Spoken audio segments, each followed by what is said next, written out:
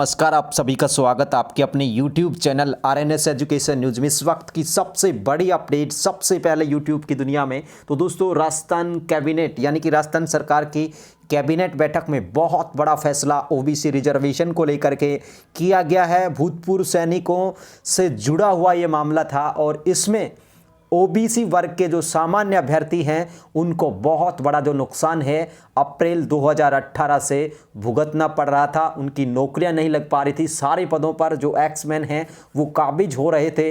वसुंधरा राजे सरकार का 17 अप्रैल 2018 का जो काला कानून है वो यहाँ पर सरकार ने रद्द कर दिया। इस वक्त की इससे बेहतर और इससे बड़ी खबर कोई नहीं हो सकती और ओबीसी के युवाओं के लिए सबसे बड़ा दिन।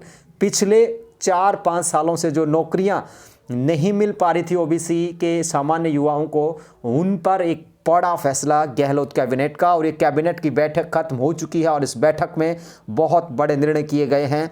और ये जो निर्णय हैं वो सबसे पहले आप लोग देखें, राजस्थान ग्रामीण पर्यटन योजना 2022 के अनुमोदन को भी मंजूरी मिल गई है। इसके तहत पर्यटन इकाइयाँ, ग्रामीण गेस्ट हाउस, कृषि पर्यटन इकाई, कैंपिंग साइट, इनको विकसित किया जाएगा, संरक्षण मिलेगा और विदेशी पर्यटक राजस्थान की संस्कृति से रूबरू हो सकेंगे। इसके अलावा इसमें इन्होंने कुछ और भी अनुमोदन किए हैं। इसके अलावा जो फैसला किया है, राजस्थान बेघर उत्थान और पुनर्वास नीति 2022 का भी अनुमोदन किया गया है। ये छोटे शब्दों में समझिए। और अब यहाँ पर जो मेन जो सच्चाई है, मेन जो खबर है वो ये है, राजस्थान सिविल सेवा भूतपूर्व सैनिक नियम 1988 में संशोधन का फैसला किया है। इससे राज्य की भर्तियों में भूतपूर्व सैनिकों को क्षैतिज हॉरिजेंटल आरक्षण प्राप्त होगा, श्रेणीवार होगा। पहले क्या होता था दोस्तों, 12.5% जो सीटें हैं, जो टोटल सीटें होती थी उसमें इनकी फिक्स कर दी जाती थी एक्समैन की। इससे क्या होता था, एक्समैन अमूमन ओबीसी कैटेगरी में ज़्यादा होते हैं, तो उन कैटेगरीज के एक्समैन ज़्यादा होते थे। तो क्या होता था कि उनके जो ओबीसी कैटेगरी के सामान्य बच्चे थे, यानी कि जो एक्समैन नहीं थे, आपके मेरे जैसे थे, उनकी नौकरियां नहीं लग पाती, उनकी सीटें एक्समैन ले लेते थे सारी की सारी। लेकिन अब ऐसा नहीं होगा। अब क्या होगा, मान लीजिए ओबीसी में 300 सीट हैं, अब 300 की 12.5% उनको मिलेंगी। पहले ये होता था कि भाई जितने मर्जी आओ भर जाओ, लेकिन अब क्या है, ऐसा नहीं होगा। अब उनको कैटेगरी वाइज, इससे एक बेनिफिट और होगा। ओबीसी के अलावा जो और जातियां हैं, एससी एसटी हो गई, एमबीसी हो गई, यानी कि जिनमें एक्समैन कम हैं उनको फ़ायदा भी मिलेगा, उनकी सीटें फिक्स होंगी। तो और जो जातियों के एक्समैन हैं वो जो नौकरी नहीं लग पा रहे थे इस कानून की वजह से, अब उनकी भी नौकरियां लगेंगी। ये भी बड़ा इस संशोधन का फैसला है। इसके लिए देख सकते हैं आप लोग। और भूतपूर्व सैनिकों का वर्तमान भर्ती नियम उपरांत उनका समायोजन उनसे संबंधित श्रेणी में किया जाता है। इस व्यवस्था से भूतपूर्व सैनिकों को अपनी श्रेणी में समायोजित होने के कारण अनुसूचित जाति जनजाति के भूतपूर्व सैनिकों का चयन कम हो पा रहा था और इससे अब क्या होगा कि उनको सिलेक्शन मिलेगा। एससी एसटी के जो भूतपूर्व सैनिक हैं उनको सिलेक्शन मिलेगा। ये अच्छा निर्णय है यहाँ पर। और भूतपूर्व सैनिक के किसी भर्ती के विरुद्ध रिक्त पदों के विरुद्ध रिक्तियाँ 1 वर्ष तक कैरी फॉरवर्ड भी की जाती रहेंगी। इसके अलावा राजस्थान कंप्यूटर राज्य और अधीनस्थ सेवा नियम 1992 में भी मंजूरी दे दी। इसके तहत जो प्रोग्रामर की जो भर्ती है दोस्तों, उसमें अब क्या कर सकेंगे, 40% सीधी भर्ती और 60% जो है पद हैं वो पदोन्नति से भरे जा सकेंगे। प्रोग्रामर की भर्ती भी जल्द आने वाली है। इसकी योग्यता हम आपको बता देंगे 1 से 2 दिन के अंदर। इसके अलावा राजस्थान वाणिज्यिक कर अधीनस्थ सेवा नियम, उनमें भी संशोधन को मंजूरी दे दी गई है।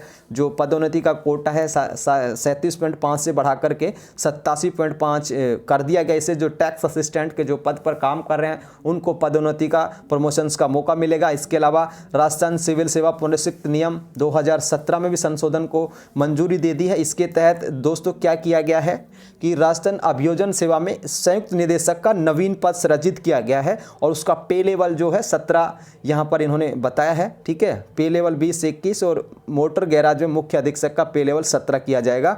और विधि विज्ञान प्रयोगशाला जो नियम है 1980 और 79, उसमें भी यहाँ पर प्रयोगशाला हेतु सेवा नियम में संशोधन को मंजूरी दे दी गई है। और ये भी आप लोग देख सकते हैं।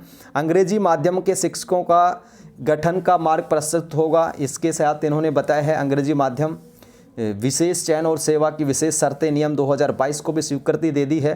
तो यहाँ पर एक देख सकते हैं आप लोग, राजस्थान कर्मचारी चयन बोर्ड के जो अध्यक्ष हैं और सदस्य, उनका भी वेतन आप देख सकते हैं आप लोग दोस्तों।